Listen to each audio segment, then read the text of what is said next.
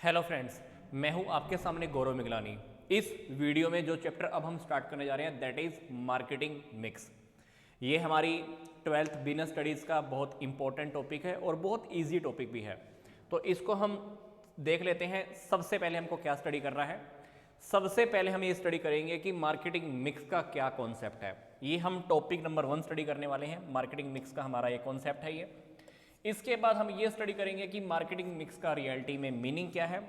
फिर हम ये देखेंगे कि मार्केटिंग मिक्स के कौन कौन से एलिमेंट्स हैं। अगर मैं एलिमेंट्स में बात करूं तो हमारे पास 4 एलिमेंट्स हैं।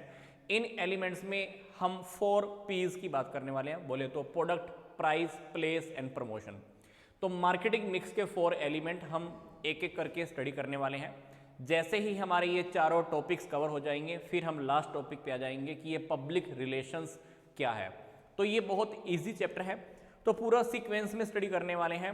तो ये पूरा का पूरा अगर आप स्क्रीनशॉट लेना चाहते हैं तो अगर आप स्क्रीनशॉट लेना चाहें तो ले सकते हैं। तो सबसे पहले हम चलते हैं हमारे मेन टॉपिक की ओर। ये मार्केटिंग मिक्स का कॉन्सेप्ट क्या कह रहा है? कहता है मार्केटिंग मिक्स का मतलब होता है कि हम जर्नली में एक मार्केट क्रिएट करना चाहते हैं, जिस मार्केट के अंदर हम क्या करेंगे, अपने करंट कस्टमर्स की और जो हमारे कस्टमर होने वाले हैं, मतलब जो प्रेजेंट में जो कस्टमर हैं और जो कस्टमर बनना चाहते हैं, हम उनकी ज़रूरतों को, उनकी वांट्स को, उनकी इच्छाओं को हम पूरा करना चाहते हैं। तो हमको एक इस प्रकार की मार्केट जनरेट करनी है। तो कहता है कि इस मार्केट के अंदर काफ़ी सारे फैक्टर होंगे। तो काफ़ी सारे फैक्टर्स को हम लेके चल रहे हैं। तो इन फैक्टर्स को हम बोल देंगे मार्केटिंग के डिसीजंस। तो ये फैक्टर डिसाइड करेंगे कि हमारी मार्केट कैसे होगी, हमारा प्रोडक्ट कैसे सेल होगा, एटसेट्रा एटसेट्रा। हम सारी बातें लेके चलने वाले हैं। तो हम कहते हैं कि भाई इस के अंदर काफ़ी सारे फैक्टर्स हैं। तो इन फैक्टर्स को ये 2 पार्ट्स में डिवाइड कर रहा है।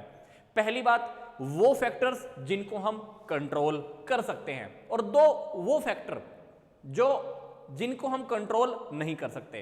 तो वो फैक्टर आखिर है कौन से जिनको हम कंट्रोल कर सकते हैं? तो ऐसे फैक्टर जिनको हम कंट्रोल कर सकते हैं जो फर्म के कंट्रोलिंग पावर में होते हैं, फर्म के एरिया में होते हैं, जिसको हम चाहें तो अपने अकॉर्डिंग डिसाइड कर सकते हैं। तो इन फैक्टर्स को क्या बोल रहे हैं? प्रोडक्ट, प्राइस, प्लेस, और जो 4th फैक्टर है हमारा वो है प्रमोशन। अब सिंपल सी बात है, बुक के अकॉर्डिंग भी लिखा हुआ होगा कि भाई प्रोडक्ट का क्या मतलब होता है। प्रोडक्ट का मतलब होता है कि जिसके लिए जो एक ऐसी आइटम है जो कुछ भी हो सकता है, जो कस्टमर के लिए, बायर के लिए वैल्यू रखता है।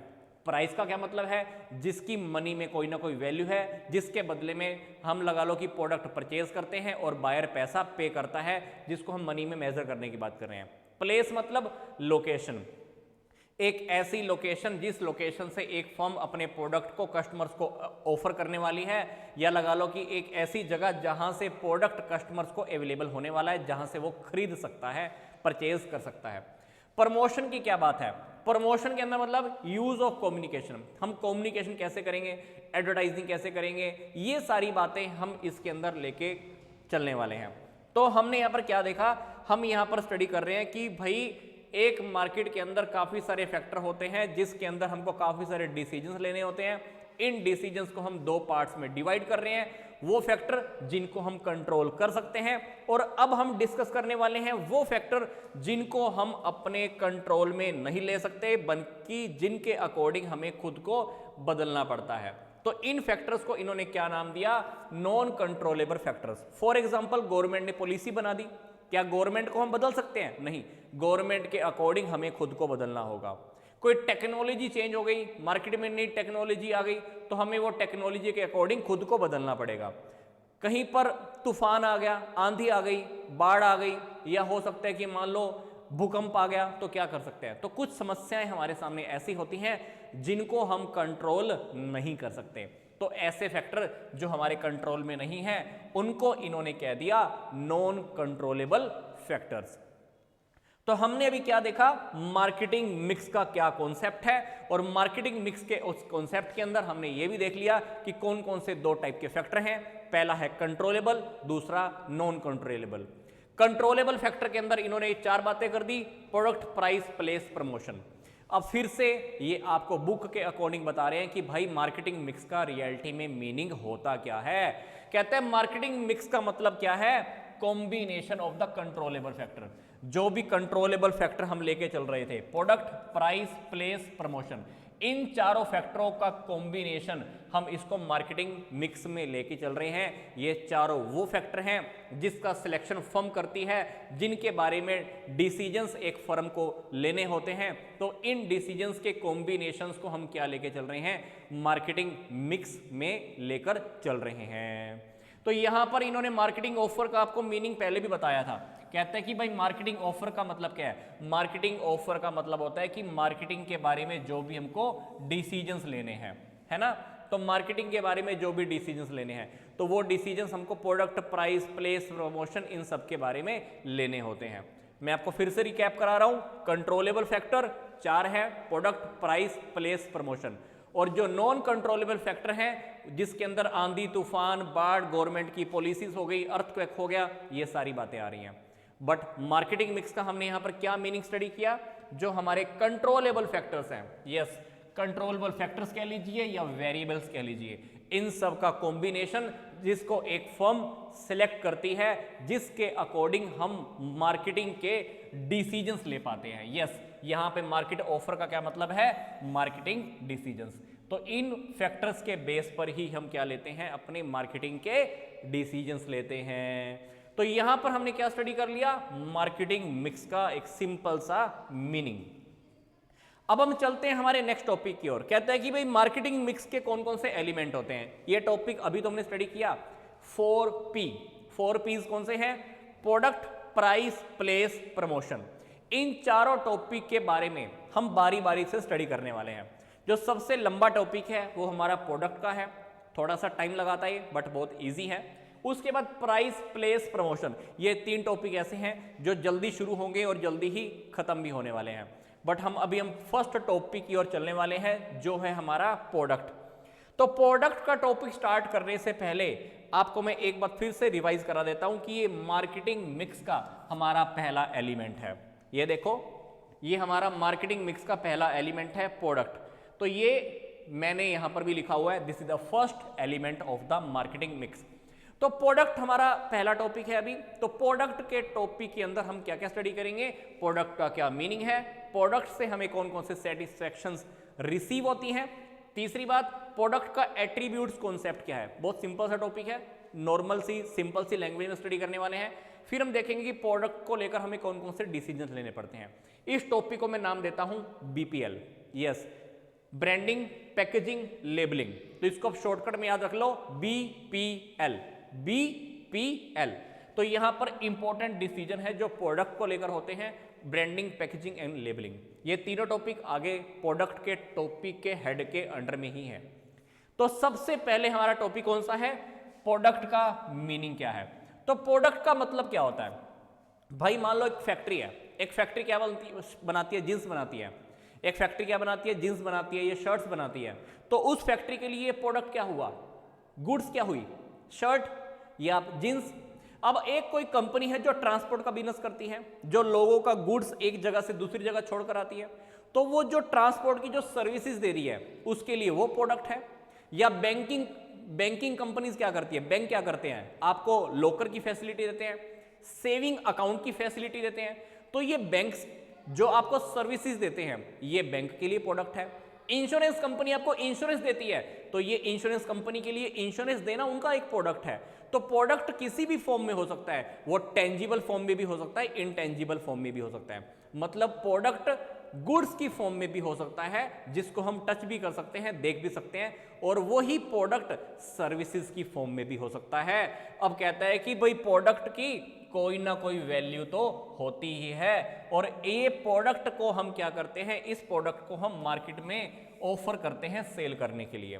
जैसे मान लो कोई कंपनी जींस बनाएगी या शर्ट बनाएगी, वो क्या करेगी, लोगों को बोलेगी भाई मेरा प्रोडक्ट खरीद लो। अब बैंकिंग कंपनी, इंश्योरेंस कंपनी भी तो ऑफर करती है ना, भाई हमसे इंश्योरेंस करवा लो। तो यही बात यहाँ पे लिखा हुआ है कि हम प्रोडक्ट को ऑफर करते हैं मार्केट में सेल करने के लिए। अब प्रोडक्ट का इन्होंने यहाँ पे थोड़ा सा एग्जांपल दिया हुआ है। कहता है कि प्रोडक्ट भाई गुड्स किसी भी फॉर्म में हो सकती है, जैसे मोटरसाइकिल है, सेलफोन है, टेलीविजन है। सर्विसेज की बात करें, सर्विसेज किस फॉर्म में हो सकती हैं, insurance, health care, online trading. या anything of value may be experiences, idea, information. जैसे मैं किसी को आइडिया देता हूं फोन पे, भाई तू मेरे से आइडिया ले ले तो इसके बदले में मेरे को 1000 रुपीज दे दे, तो मैंने किसी को आइडिया दिया, बदले में पैसे चार्ज कर लिए, तो जो आइडिया मैंने सामने वाले को दिया वो मेरे लिए प्रोडक्ट। तो प्रोडक्ट किसी भी फॉर्म में हो सकता है, गुड्स की फॉर्म में, सर्विसेज की फॉर्म में, इंफॉर्मेशन की फॉर्म में, आइडिया की फॉर्म में, एक्सपीरियंसेस की फॉर्म में। तो ये प्रोडक्ट का हमने यहां पर सिंपल सा एक मीनिंग स्टडी किया, और प्रोडक्ट की कोई ना कोई वैल्यू होती है और उस वैल्यू के बदले में सामने वाला कुछ ना कुछ आपको पे भी करना चाहता है। अब बात आती है कि भाई प्रोडक्ट से कौन कौन सी सेटिस्फेक्शन रिसीव होती है। प्रोडक्ट से 3 प्रकार की सेटिस्फेक्शन रिसीव होती है। फॉर एग्जांपल मैंने ये शर्ट डाली हुई है, इस शर्ट से क्या हो रहा है, इस शर्ट से मेरी बॉडी कवर हो रही है, मैंने इस शर्ट से अपनी बॉडी को कवर किया हुआ है। पहली satisfaction that is functional satisfaction, जो शर्ट का मेन काम है, बॉडी को ढांकना, बॉडी को ढकना, तो ये फंक्शनल सेटिस्फेक्शन बोलते हैं। दूसरा है मेंटली, भाई जब मेरे को लगता है कि भाई जब मैं शर्ट डालता हूं ना तो मैं स्टेज पे बहुत अच्छे से बात कर पाता हूं, तो कभी कभी प्रोडक्ट से हमें एक मेंटली सेटिस्फेक्शन मिलती है जो कॉन्फिडेंस की फॉर्म में भी हो सकती है, तो इसको हम बोलते हैं साइकोलॉजिकल सेटिस्फेक्शन। तीसरी जो सेटिस्फेक्शन होती है वो कौन सी है, सोशल सेटिस्फेक्शन। जैसे मोहल्ले में हम कई बार 30 लाख की या 20 लाख की गाड़ी लेके आई, भाई दुनिया को दिखाएंगे, मोहल्ले वाले को दिखाएंगे भाई मैंने गाड़ी लिया, तो ये सोशल सेटिस्फेक्शन भी होती है जिससे हमारा समाज में नाम होता है, लोग हमको जानते हैं, पहचानते हैं। तो किसी भी प्रोडक्ट से हमें 3 प्रकार की सेटिस्फेक्शन मिलती है। पहली वो है जो फंक्शनल है, दूसरी दिमाग के लेवल पे लगा लो, तीसरी जो हमारी सोसाइटी के अंदर हमको पहचान दिलाती है, लोग हमको पहचानते हैं, जिससे हमारी रेपुटेशन इंक्रीज होती है। तो कहीं ना कहीं प्रोडक्ट से हमारी 3 प्रकार की सेटिस्फेक्शन हमको रिसीव होती हैं। आगे बात आ रही है, कहता है कि भाई प्रोडक्ट का ये एट्रीब्यूट्स कॉन्सेप्ट क्या है। सिंपल सा टॉपिक है, कहता है कि जब भी आप किसी प्रोडक्ट को खरीदते हो तो आप उसके टेंजिबल फॉर्म को खरीदते हो, बट वो प्रोडक्ट आपको टेंजिबल तो दिख ही रहा है, अल्टीमेटली जब आपने उस प्रोडक्ट को परचेज किया उसके साथ साथ कुछ इनटेंजिबल फायदे भी तो आपको हो रहे हैं ना। फॉर एग्जाम्पल इन्होंने क्या कहा, कहता है कि जब हम किसी बाइक को खरीदने की बात कर रहे हैं, तो जब हम किसी बाइक को खरीदने की बात कर रहे हैं तो बाइक तो एक खुद फिजिकल फॉर्म में है, पर बाइक के साथ साथ आपको क्या मिल रहा है। बाइक खरीदने के बारे में जब आप सोचते हो तो बाइक खरीदते तो ऐसे तो नहीं बाइक खरीद लेते होगे, क्या सोचते होगे पहले, बाइक का ब्रांड नेम क्या होगा, कंपनी की इमेज क्या है, क्या गारंटी है, क्या वारंटी है, पैकेजिंग है। तो ये सारी जो चीजें हैं टेंजिबल फॉर्म में और इनटेंजिबल फॉर्म में, इन दोनों फॉर्म्स को आप टोटल कर दीजिए तो इस कॉन्सेप्ट को ये बोल रहे हैं प्रोडक्ट का एट्रीब्यूट कॉन्सेप्ट। तो मतलब मार्केटिंग ऐसे ही नहीं हो जाती, मार्केटिंग आजकल ऐसी नहीं हो जाती भाई बाइक हमने मार्केट में लाके बेच देंगे, नहीं भाई मार्केट में लाकर तो बेच देंगे, पर इसके साथ साथ आपकी कंपनी को यह भी देखना पड़ेगा कि मेरी कंपनी की इमेज कैसी है, मेरा प्रोडक्ट लोग खरीदेंगे नहीं खरीदेंगे, लोगों को सेटिस्फेक्शन कैसे मिलेगी, आफ्टर सेल सर्विसेज मिलेगी नहीं मिलेगी, गारंटी क्या दूंगा, वारंटी क्या दूंगा। मतलब आप टेंजिबल प्रोडक्ट तो अपना सेल कर ही रहे हो, और जो इनटेंजिबल आपने सर्विसेज देनी है, इनटेंजिबल जो बेनिफिट्स देने हैं, तो अगर हम इन दोनों टॉपिक्स को कंबाइन कर दें, टेंजिबल और इनटेंजिबल को, ये दोनों टॉपिक कंबाइन होकर क्या बन जाएंगे, प्रोडक्ट का एट्रीब्यूट्स कॉन्सेप्ट। तो मार्केटिंग मिक्स के अंदर मार्केटिंग करते हुए किसी भी प्रोडक्ट को सेल करने के टाइम पर हमको ये बातें ध्यान रखनी होती है, टेंजिबल और इनटेंजिबल, इन दोनों टॉपिक को कंबाइन कर दो, that is the product attributes concept. अब बात करते हैं कि भाई प्रोडक्ट के मामले में कौन कौन से इंपॉर्टेंट डिसीजंस होते हैं। यह टॉपिक मैंने आपको पहले भी बताया था, शॉर्टकट के फॉर्म में मैं इसको बोल रहा हूं, branding, packaging and the labelling. तो सबसे पहले मैं आपको बताने जा रहा हूं कि भाई जब भी एक कंपनी को मार्केट के डिसीजंस लेने होते हैं तो 3 प्रोडक्ट को लेकर इंपॉर्टेंट डिसीजन होते हैं, प्रोडक्ट को लेकर हमारे बहुत इंपॉर्टेंट डिसीजन होते हैं, ब्रांडिंग, पैकेजिंग और लेबलिंग। तो सबसे पहले हम बात करते हैं कि भाई ये ब्रांडिंग क्या होती है। ब्रांडिंग का टॉपिक बहुत इजी है, स्टेप बाय स्टेप देखने वाले हैं। देखो क्या लिखा हुआ है, कहता है कि a marketer has to decide whether the firms product will be marketed under a generic name और द ब्रांड नेम। कहता है कि जब भी किसी बंदे को अपना प्रोडक्ट सेल करना होता है, मार्केटिंग करनी होती है, प्रोडक्ट को सेल करना है, वो मार्केटियर तो है ना, सेलर ही तो है ना, तो वो पहले तो ये डिसाइड करेगा कि मेरे को मेरा प्रोडक्ट जेनरिक नेम के अकॉर्डिंग सेल करना है या ब्रांड नेम के अंडर में सेल करना है। अब आपके मन में आएगा सर जेनरिक नेम क्या होता है। अब जैसे जितनी भी टूथपेस्ट मार्केट में आती हैं तो हम सभी को क्या बोलते हैं, टूथपेस्ट टूथपेस्ट टूथपेस्ट टूथपेस्ट। इन सारी टूथपेस्ट को हमने टूथपेस्ट ही बोला, तो ये तो हुआ टूथपेस्ट एक जेनरिक नेम। अगर मैं बोलूं कि भाई कोलगेट, फिर मैं बोलूं पेप्सोडेंट, फिर मैं बोलूं सुदंता, फिर मैं बोलूं क्लोजअप, तो ये इनके हो गए ब्रांड नेम। तो जेनरिक नेम क्या है, जेनरिक नेम जैसे भाई सिर की दर्द की दवाई है ना, हेडेक की कोई मेडिसिन है, तो हेडेक की मेडिसिन, हेडेक की मेडिसिन, हेडेक की मेडिसिन, हेडेक की मेडिसिन, ये सारी मेडिसिन, इसको हमने क्या बोल दिया, जेनरिक नेम।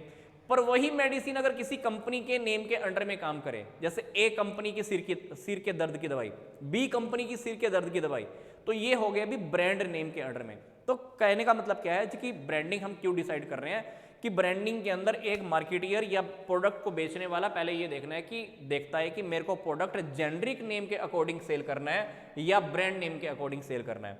अब फिलहाल इन्होंने कुछ एग्जांपल आपको दिए हुए हैं, देखो जेनरिक नेम और ब्रांड नेम के एग्जांपल दिए हुए हैं, देखो क्या लिखा हुआ है। जैसे जेनरिक नेम का मतलब क्या होता है, जेनरिक नेम का मतलब होता है it refer to the whole class of the product. जैसे मैंने टूथपेस्ट का एग्जांपल लिया, भाई दुनिया में जितनी भी टूथपेस्ट है सबको हम क्या बोलेंगे, जेनरिक नेम के अकॉर्डिंग हमको क्या बोलते हैं, टूथपेस्ट बोलते हैं। बट अगर हमको एक टूथपेस्ट को दूसरे से थोड़ा डिफ्रेंशिएट करना हो तो हम उस कंपनी के नेम के अकॉर्डिंग बोलते हैं, उसका ब्रांड नेम लेकर बोलते हैं, तो वो हो गया ब्रांड नेम। तो यहां पर बोल रहा है कि brand name refer to the name which help in identifying and the differentiate the product from the competitor product such as the Asian Paints है, होंडा सिटी कार है। तो कोई ना कोई नेम्स तो होते हैं ना जिसकी वजह से हम एक प्रोडक्ट को दूसरे प्रोडक्ट से अलग करके समझ पाते हैं, पहचान पाते हैं और उसको बहुत इजीली परचेज कर पाते हैं। तो जेनरिक नेम और ब्रांड नेम दोनों में फर्क होता है। अब बात आती है सर ये ब्रांडिंग में आएगा क्या क्या। ब्रांडिंग के अंदर brand, brand name, brand mark, trademark, ये चारों टॉपिक हमारे ब्रांडिंग के अंदर आते हैं। जैसे इन्होंने देखो क्या लिखा हुआ है, आपने बुक के अंदर LIC का एग्जांपल दिया हुआ है, जैसे लाइफ इंश्योरेंस कॉर्पोरेशन, ये सिंबल आपने देखा होगा, तो इसको हम बोलेंगे ब्रांड। अब इसमें ब्रांड नेम क्या है, ब्रांड नेम देखो जैसे जो वर्ड हम बोल सकते हैं ये है ब्रांड नेम। ब्रांड मार्क क्या है, अब इस सिंबल को हम बोल नहीं सकते, ये हो गया ब्रांड मार्क। अब ट्रेडमार्क क्या है, अब ट्रेडमार्क का टॉपिक तो आपने 11वीं में भी स्टडी किया होगा। ट्रेडमार्क क्या, जिसके अकॉर्डिंग हम अपने ब्रांड नेम को कभी कभी रजिस्टर करा लेते हैं ट्रेडमार्क एक्ट 1999 के अकॉर्डिंग।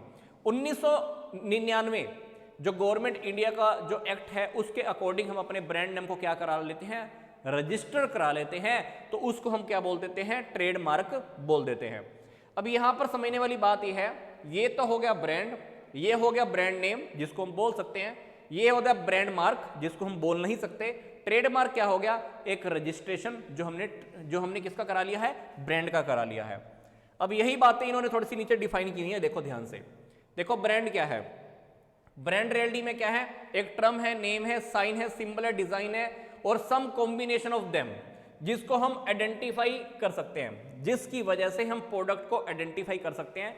ब्रांड नेम की वजह से हमारा प्रोडक्ट दूसरे प्रोडक्ट से अलग होता है, दूसरी कंपनियों से हम उसको पहचान के अलग कर पाते हैं। एग्जाम्पल जैसे बाटा है, डनलप है, लाइफ बॉय है, पार्कर है, एशियन पेंट्स है, ये एग्जाम्पल इन्होंने दिए हुए हैं। अब कहता है कि भाई ब्रांड नेम क्या होता है, कहता है कि ये ब्रांड का वो पार्ट है जिसको हम बोल सकते हैं। जैसे एग्जाम्पल अभी आपके सामने था, LIC लिखा हुआ था, वो हो गया ब्रांड नेम जिसको हम बोल सकते हैं। तो ब्रांड मार्क क्या है, जिसको हम बोल नहीं सकते, जिसकी वजह से हम प्रोडक्ट को सिर्फ पहचान सकते हैं। जैसे ये सिंबल की फॉर्म में होते हैं, डिजाइन की फॉर्म होते हैं, किसी स्पेसिफिक कलर की फॉर्म में होते हैं, तो ये एग्जाम्पल है। जैसे आपने देखा होगा कि SBI का सिंबल है अलग से, PNB का सिंबल है, एयरटेल कंपनी का सिंबल है। तो जो डिफरेंट टाइप के सिंबल्स होते हैं जो बोल तो नहीं सकते पर जिसकी वजह से प्रोडक्ट को हम आसानी से पहचान लेते हैं, तो वो क्या होते हैं, ब्रांड मार्क होते हैं। अब ट्रेडमार्क क्या है, ये टॉपिक मैंने आपको पहले बता दिया। जब हम ब्रांड नेम को रजिस्टर करा लेते हैं, जब अपना ब्रांड हम रजिस्टर करा लेते हैं, जिसको लीगल प्रोटेक्शन मिल जाती है, जिस लीगल प्रोटेक्शन की वजह से वो प्रोडक्ट कोई और यूज नहीं कर सकता, वो हमारा मार्का, हमारा नेम, हमारी जो आइडेंटिफिकेशन है कोई और यूज नहीं कर सकता, जिस एक्ट के अकॉर्डिंग, उस एक्ट के अकॉर्डिंग हम क्या ले लेते हैं, ट्रेडमार्क ले सकते हैं। तो ये हो गया हमारा सिंपल सा टॉपिक जिसके अंदर हमने क्या डिस्कस किया, ब्रांडिंग के अंदर कुछ हिस्से, कुछ पार्ट्स डिस्कस किए। अब बात आती है सर एक जो गुड ब्रांड नेम है, जो अच्छा ब्रांड नेम है, उसमें खास बात क्या होनी चाहिए? पहली बात भाई, ब्रांड नेम ऐसा होना चाहिए जिसको आप छोटा हो, जो आसानी से आप बोल सको। ब्रांड नेम ऐसा होना चाहिए जो सजेस्टिव हो, जो किसी को सजेस्ट दे पाए। जैसे हाजमोला है ना, हाजमोला बहुत फेमस है। हाजमा मतलब डाइजेस्टिव सिस्टम के लिए अच्छा, हाजमा डाइजेस्ट करने के लिए। तो नेम कैसा है? ऐसा जो दूसरों को, नाम नेम तो है ही है, उस वो नेम कुछ ऐसा है जो दूसरों को सजेस्ट भी कर रहा है, ये प्रोडक्ट भाई, ये गोली भाई हाजमे की है, पेट्स को सही रखने की है, खाना खाने के बाद हम खा सकते हैं। जैसे उजाला, उजाला मतलब क्या? उजाले का मतलब क्या है? व्हाइटनेस या ब्राइटनेस, रोशनी लगा लो या व्हाइट लगा लो, तो उजाला वर्ड ही सजेस्ट कर रहा है कि हमको ये प्रोडक्ट कैसे और क्यों यूज करना है। फिर ब्रांड नेम ऐसा होना चाहिए जो आपके प्रोडक्ट को दूसरे प्रोडक्ट से अलग करे। वर्सेटाइल, ये ऐसा होना चाहिए कि जिससे आप नए प्रोडक्ट को मार्केट के अंदर एक्सेप्ट कर पाए। ब्रांड नेम लीगल होना चाहिए, मतलब जिसको आप रजिस्टर करवा सको, जो लीगली प्रोटेक्टेड हो। फिर ब्रांड नेम का एक स्टेइंग पावर हो। आपने आज कोई ब्रांड नेम डिसाइड किया, ऐसा नहीं कि आज कोई आपने ब्रांड नेम डिसाइड किया और कल वो मार्केट से बाहर हो गया, लोग उसको भूल गए, तो ऐसा नहीं होना चाहिए। ब्रांड नेम ऐसा होना चाहिए जो फेमस हो पाए। फिर बात आती है कि भाई ब्रांडिंग की फायदे क्या होते हैं। पहली बात, ब्रांडिंग के दो फायदे होते हैं। पहले फायदे होते हैं मार्केटियर्स को और दूसरे फायदे होते हैं कस्टमर्स को। तो सबसे पहले हम देख लेते हैं कि भाई मार्केटर्स को क्या फायदे होते हैं। जो सेलर होते हैं, मार्केटिंग करने वाले होते हैं, जो मार्केटियर्स होते हैं, भाई अगर हम ब्रांडिंग करवा लेते हैं, ब्रांडिंग करते हैं, तो ब्रांडिंग की वजह से आप अपने प्रोडक्ट को दूसरे प्रोडक्ट के कंपैरिजन में अलग कर सकते हैं। आपको एडवर्टाइजिंग कराना बहुत आसान हो जाता है। आप अपनी ब्रांडिंग करते हैं तो आप अपने प्रोडक्ट का प्राइस अपनी मर्जी से, अपने तरीके से, अपने वे में उसको डिसाइड कर सकते हैं। अगर ब्रांडिंग नहीं है, फॉर एग्जांपल जेनरिक नेम रखा हुआ है, तो लोगों को लगेगा यार सिंपल सी मेडिसिन है, दूसरे में उसमें क्या फर्क होना है। तो अगर आपने ब्रांडिंग की है तो लोगों को लगेगा यार इसका प्रोडक्ट स्पेशली है कुछ, तो आप अपने अकॉर्डिंग प्राइस डिसाइड कर लो। तो ब्रांडिंग की वजह से आप अपने प्रोडक्ट का प्राइस डिसाइड कर सकते हो, प्राइस भी अलग कर सकते हो। फिर जब आपने प्रोडक्ट का ब्रांडिंग किया है या ब्रांडिंग करते हो, तो मार्केट के अंदर आप अपने प्रोडक्ट को बहुत आसानी से इंट्रोड्यूस कर सकते हो। आपने नया प्रोडक्ट बना दिया, मार्केट में उतारोगे कैसे? अगर आपने उसकी ब्रांडिंग की हुई है तो। नहीं तो वो प्रोडक्ट भी लोगों की भीड़ में जाकर, बाकी प्रोडक्ट की भीड़ में जाके शामिल हो जाएगा और कोई परचेज नहीं करने वाला। इसलिए ये मार्केटियर्स को फायदे। अब बात आती है कि भाई ब्रांडिंग से कस्टमर को क्या फायदे होते होंगे। भाई सोच के देखो, जब हम कहीं पे भी कुछ प्रोडक्ट खरीदने जाते हैं तो नाम से खरीदते हैं ना, भाई फलाना चीज खरीद दे, ब्रिटानिया का ब्रेड दे दे, फलानी कंपनी की टूथपेस्ट दे दे, इस कंपनी का शैम्पू दे दे। क्यों खरीदते हैं? उसके नेम की वजह से। जिस नेम से आप प्रोडक्ट को पहचानते हो और उसी वजह से आप उसकी पहचान रखते हो और उसी वजह से आप उस प्रोडक्ट को दूसरे से अलग कर सकते हो, जिस वजह से आप उसको बहुत आसानी से आइडेंटिफाई कर लेते हो। फिर इससे आपको अपनी क्वालिटी का भी पता चल जाता है। फिर ये आपका स्टेटस सिंबल भी होता है। जैसे कुछ लोग बहुत अच्छी अच्छी कंपनी के शूज डालते हैं तो क्या बोलते हैं? स्टेटस सिंबल मानते हैं। जैसे आपके हाथ में आईफोन है तो आईफोन परचेज करके क्या होगा? Status symbol. एक के हाथ में तो मतलब नोकिया का मोबाइल हो या फिर ओप्पो का मोबाइल हो या वीवो का हो। मैं किसी कंपनी को प्रमोट नहीं कर रहा हूँ, बट आप समझिएगा कि जब भी हम किसी स्पेसिफिक कंपनी के प्रोडक्ट को परचेज करते हैं तो हमारा स्टेटस सिंबल भी होता है, हम लोगों को दिखाना चाहते हैं। तो ब्रांडिंग से क्या होता है? हमारा एक स्टेटस सिंबल भी जनरेट होता है, हमको कुछ सेटिस्फेक्शन मिलती हैं। तो ये था हमारा कंप्लीट टॉपिक जिसमें हमने ब्रांडिंग के बारे में डिस्कस कर लिया। मैं आपको अभी फिर से रिकैप करा रहा हूं। हमारा टॉपिक मार्केटिंग मिक्स का पहला एलिमेंट चल रहा है प्रोडक्ट। प्रोडक्ट के अंदर हमको 3 डिसीजंस देखने थे। कौन कौन से? Branding, packaging, labelling. ब्रांडिंग का टॉपिक हम कवर कर चुके हैं। अब हम चल रहे हैं हमारे नेक्स्ट टॉपिक की ओर, दैट इज पैकेजिंग। अब पैकेजिंग के बारे में आप सबको पता होगा। ये देखो, पैकेजिंग क्या? एक ऐसा कंटेनर या ऐसी पैकिंग जिसके अंदर प्रोडक्ट को रखा जाता है, उसको हम क्या बोलते हैं? पैकेजिंग। तो पैकेजिंग का मतलब काफी सारी एक्टिविटीज का एक ग्रुप है जिसके अंदर हम उस प्रोडक्ट की डिजाइनिंग या उस कंटेनर की प्रोडक्शन या डिजाइनिंग की सारी बातें आ रही हैं, जिसके अंदर हम प्रोडक्ट को पैक करते हैं। कहता है कि ये जो पैकेजिंग की जो प्रोसेस है, कंटेनर्स हम इस तरह से डिजाइन करते हैं, वो पैकेट हम इस तरह से डिजाइन करते हैं कि उस प्रोडक्ट को यूज करने में कोई दिक्कत ना आए। जैसे आपने देखा होगा फेस वॉश होते हैं, फेस वॉश का जो कंटेनर होता है वो इस तरह से होता है कि आप उसको दबाओ और आपका फेस वॉश आपके हाथ पे आ जाता है, जितना यूज करना है यूज करो, बाकी वापस रख दो। शैम्पू की बोतल ले लो, उसकी पैकेजिंग इस तरह की होती है कि जितना आपने शैम्पू निकालना है निकालो, बाकी आप रख दो। काफी सारी चीजें आपके घरों के अंदर ऐसे मिल जाएंगी, आप जानते हैं, समझते भी हैं। तो मतलब क्या, पैकेजिंग एक रियलिटी में प्रोसेस है जिसके अंदर हम ये डिसाइड करते हैं कि प्रोडक्ट की जो पैकेजिंग है वो इस तरह से बनाएं, इस तरह से डिसाइड करें कि प्रोडक्ट को यूज करने में दिक्कत ना आए, प्रॉब्लम ना आए। तो जैसे इन्होंने यहां पर एक एग्जांपल दिया हुआ है, जो हमारा हिट का जो लिक्विड आता है, इस लिक्विड की जो पैकेजिंग है वो इस तरह से है कि जैसे ही हम इसके ऊपर से प्रेस करते हैं तो वो उतना ही बाहर आता है।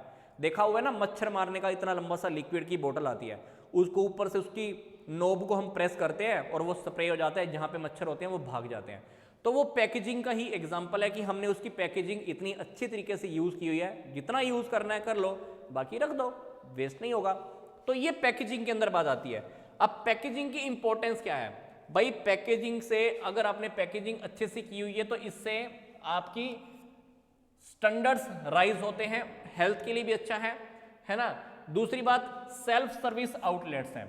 आजकल आपने देखा होगा भाई, पैकेजिंग अगर कंपनी ने अच्छी की हुई है तो आप किसी भी दुकान पर गए तो प्रोडक्ट आप ऐसे ही उठाकर परचेज करके ले आते हो और प्राइस आप काउंटर पे करते हो। तो सेल्फ सर्विसेज में भी काम आती है पैकेजिंग से, आप प्रोडक्ट को आसानी से परचेज कर सकते हो। इनोवेशनल अपॉर्चुनिटीज, आजकल आपने देखा है जैसे दूध की थैलियां आने लगी हैं, लस्सी की आने लगी हैं, दही कप में आने लगे हैं, वो पैकेजिंग के ही तो एग्जाम्पल हैं।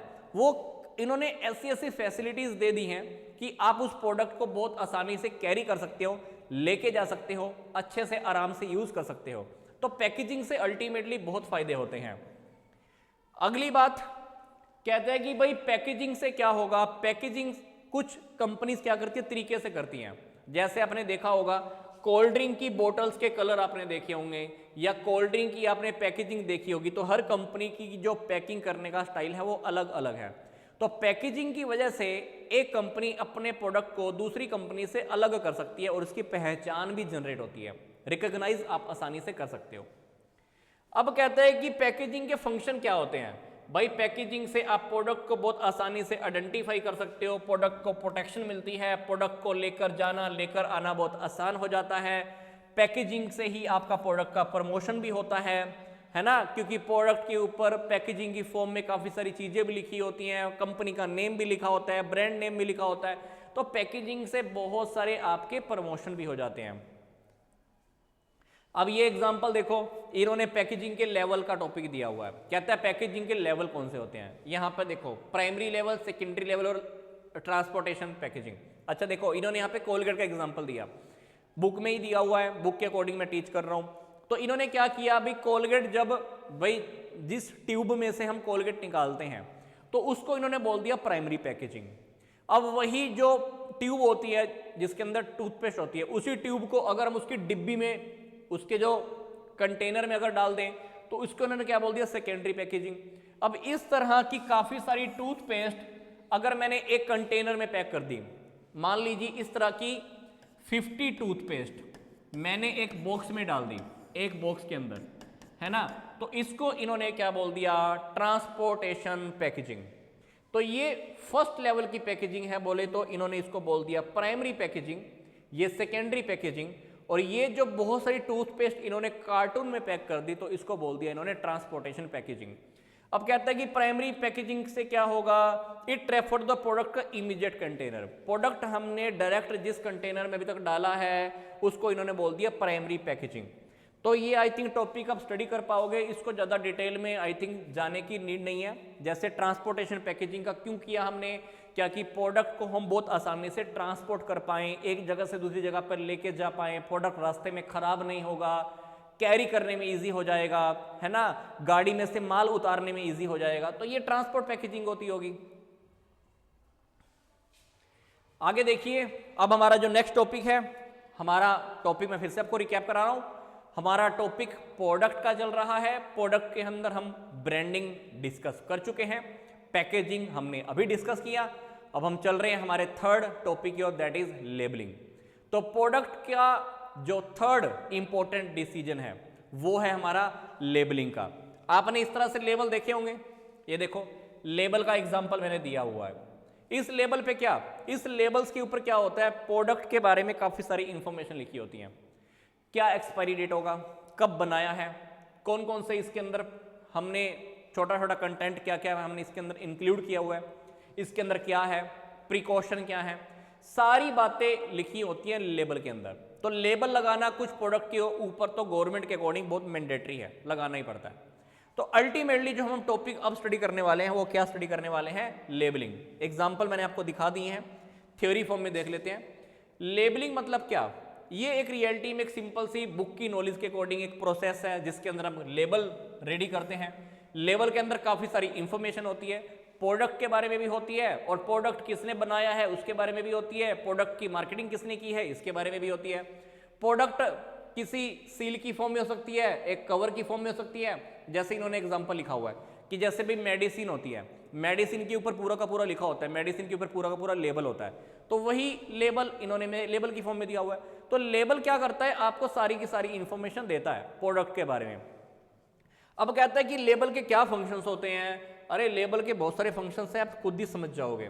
कहता है कि लेबल से आपको प्रोडक्ट के बारे में सब पता चल जाता है। Describe the product and specifies content, product से आपको सारी बातें, प्रोडक्ट के बारे में सारी बातें आपको पता चल जाती है। प्रोडक्ट में आखिर है क्या, कैसे यूज करना है, कब यूज नहीं करना है, फ्रिज में रखना है नहीं रखना है ना, कि कौन से टेम्परेचर में रखना है, मैन्युफैक्चरर कौन है, मार्केटियर कौन है, सेलर कौन है, कब बनाया है, एक्सपायरी डेट क्या है, सारी बातें लिखी होती हैं।